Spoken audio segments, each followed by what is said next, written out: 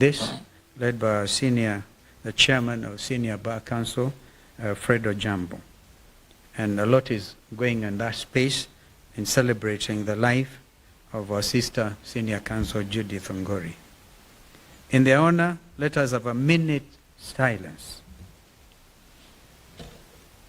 January the 12th, Public Service Cabinet Secretary Justin Muturi, in a stunning during a press conference, outlined in shocking detail the harrowing tale of his son, Leslie Muturi'S abduction on June the 22nd, 2024, while in the company of Embakasi West MP Honorable Mark Mwenje and driver Marangui Manyara.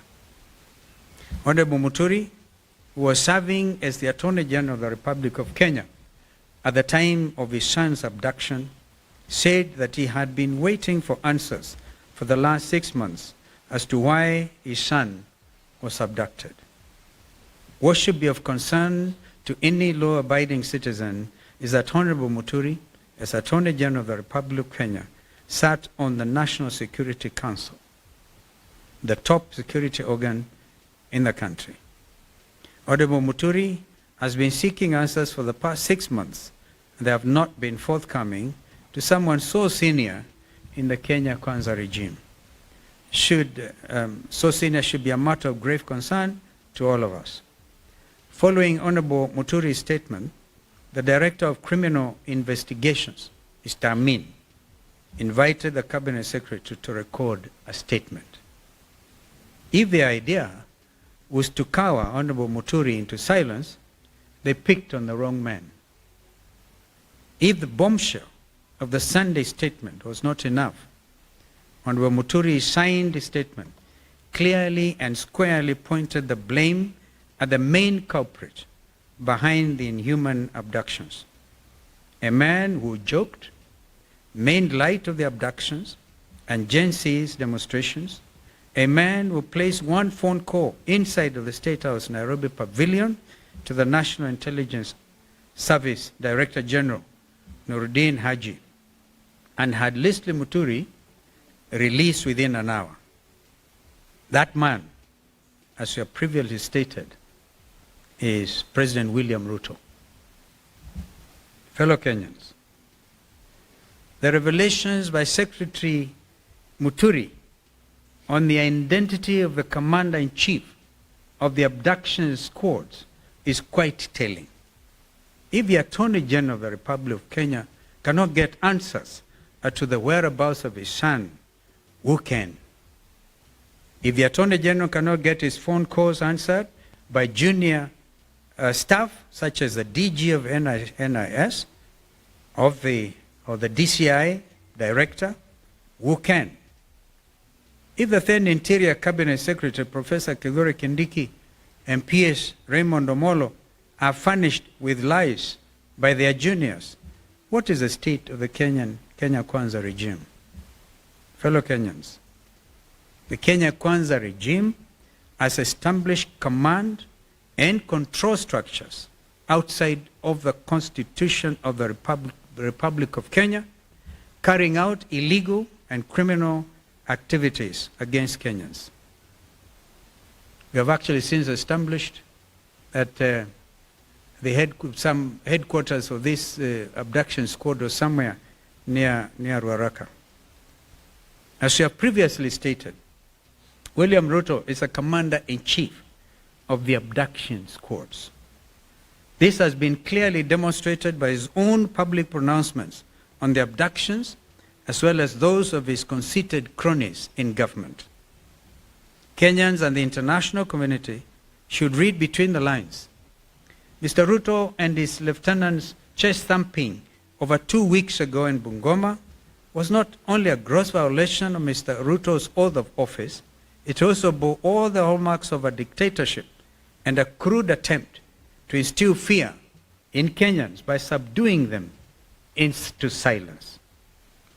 Mr. Ruto's dictatorship, which now kidnaps and tortures people in underground prisons, must be considered as a renegade criminal enterprise. And this in accordance with the ICC's Rome Statute And for the avoidance of doubt, the Director General of NSIS could not be held responsible alone. The ICC statute talks about the person bearing the highest responsibility. And that is not Nuruddin Haji, that is William Samoei Arap Ruto.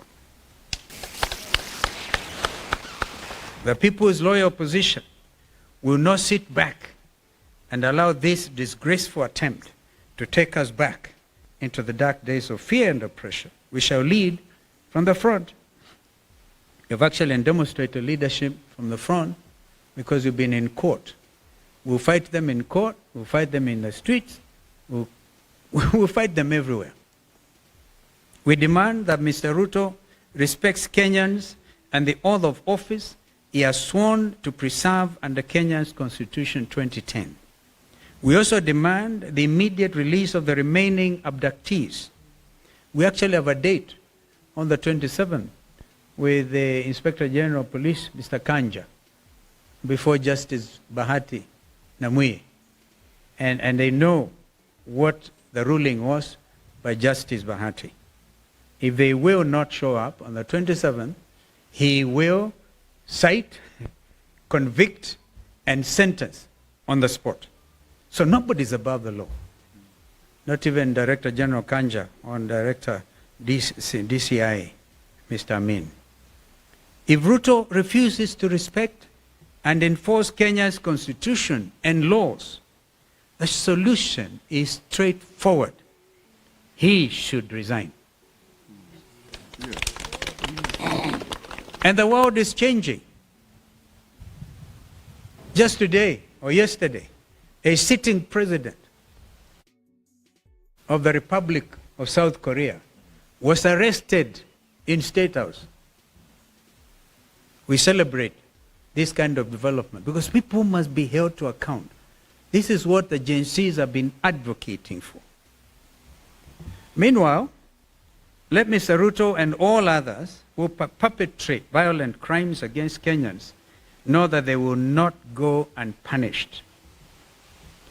On the Independent Electoral Boundaries Commission, IBC, we have been very clear and consistent and followed the law at all times.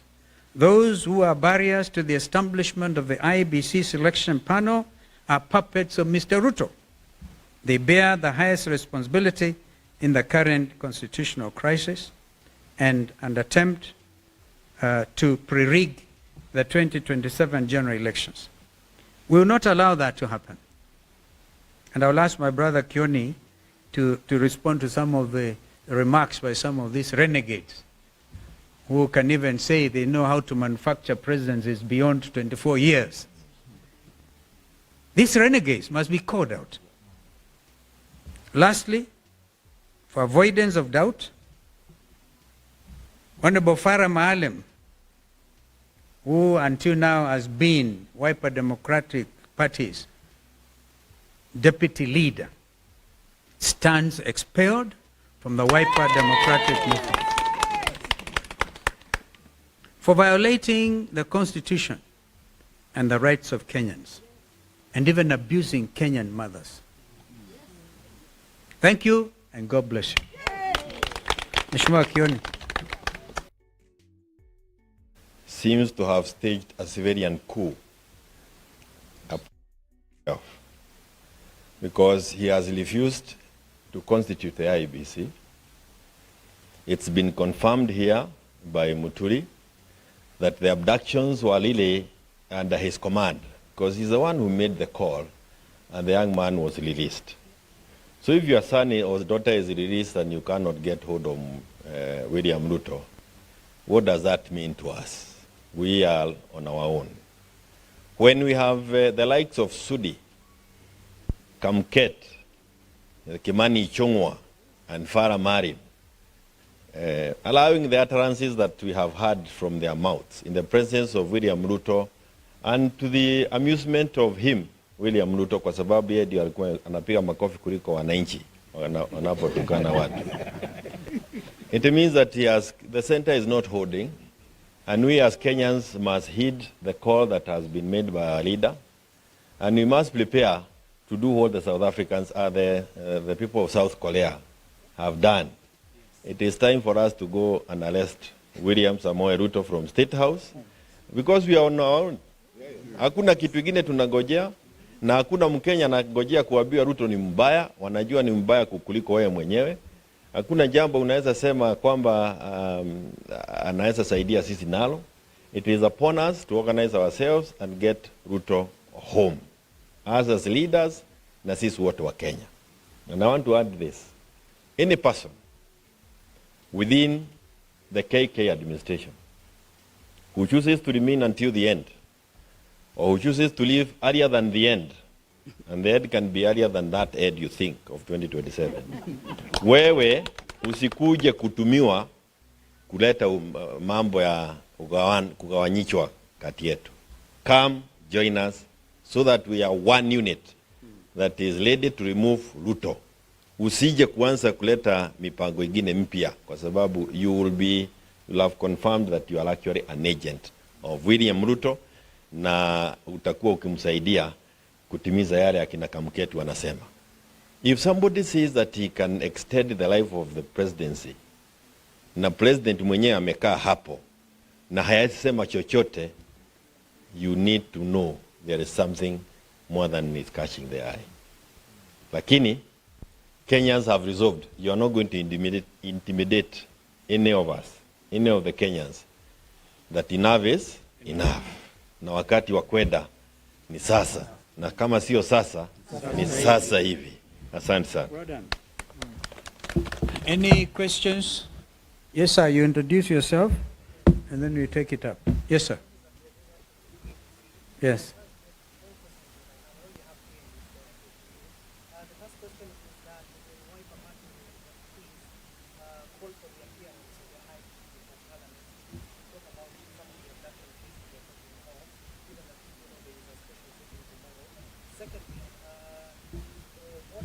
Given to the members of parliament, there are some MPs who are threatening to impeach the public.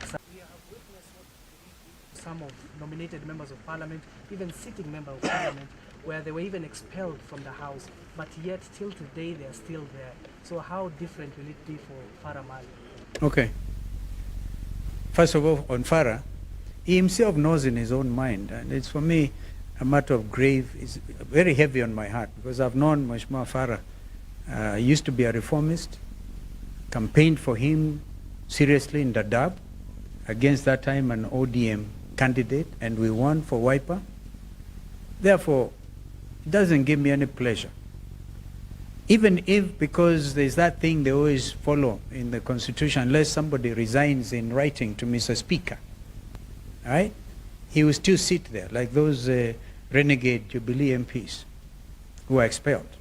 We know this.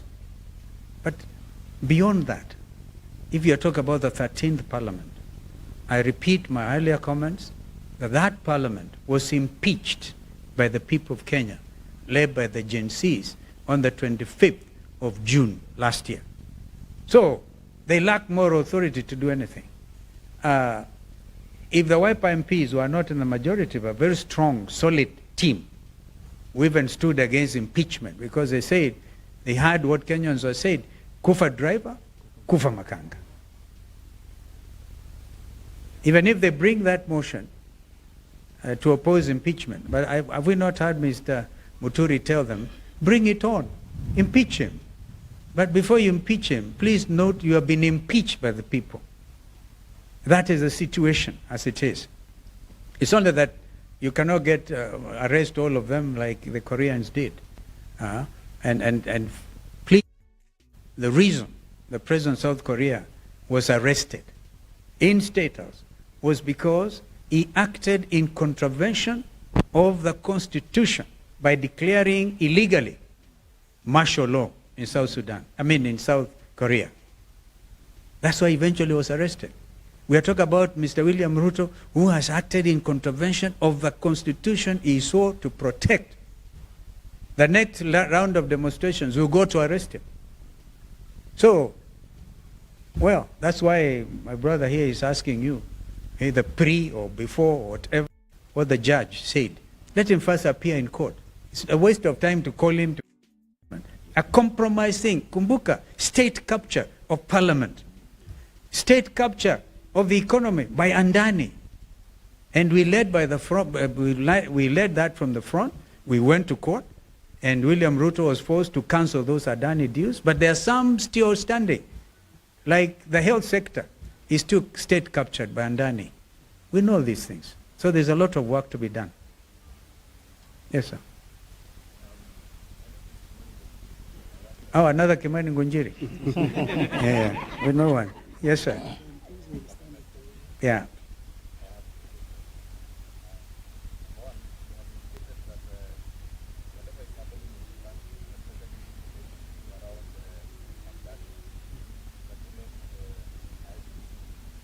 Yes.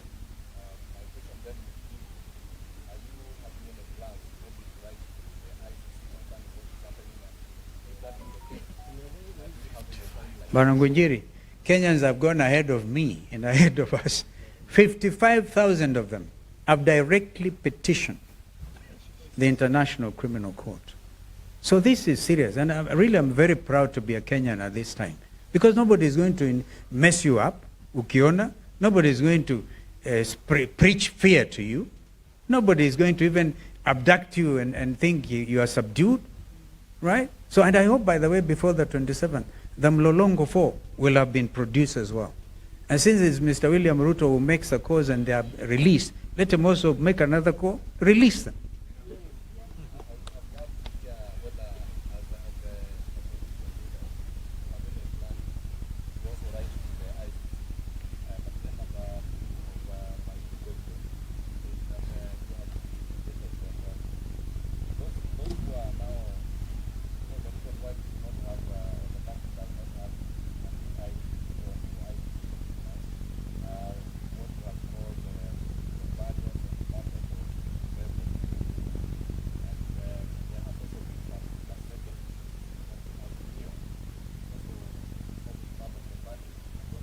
We dealt with that matter before, Ngunjiri. If you're referring to Kokimuli's candidature, right, that was already given green light by a high court judge, and then those puppets we are making reference to went on appeal. The appeal has taken has experienced inordinate delay, meriting, in fact, necessitating the president of the Law Society, Madam Faith Odhiambo, to issue a statement on that matter, saying that the court system should clear any IEBC-related matter, because that appeal has been lying there for three months unattended to. But I gather the matter is coming up, I think, on the 21st now. Let us hope it gets cleared once and for all. If Kokimoli loses, fine. If she doesn't lose, then the panel should be constituted immediately. Remember, we said, if by March there's no IBC, we will go to the streets, because these people are trying to pre-rig the 2027 election. On ICC, we have no problem. In fact, I think Paul Mwangi, dealing with the 2023 demonstrations, remember we lost over 65 Kenyans, and we wrote to the ICC. We are likely, we can combine all this now, and I thank you, Bwana Ngunjiri. We will take this up, but we need to consult with Paul Mwangi and compile a very strong thing. Is here a criminal enterprise established, which is clearly in accordance with the stipulations under the Rome Statute. Yes, Madam.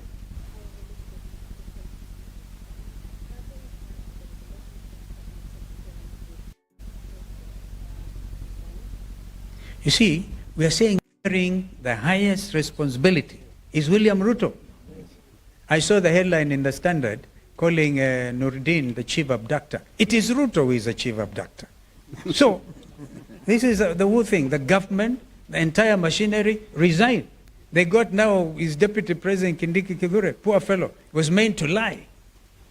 Hey, maajabu ya Kenya. But this is clearly now where we are, and I think this is unstoppable. Kenyans now know the truth, and they are not going to sit and be intimidated anymore. Kwa hivyo, wa Kenya, tujitayarishe. Asanteni.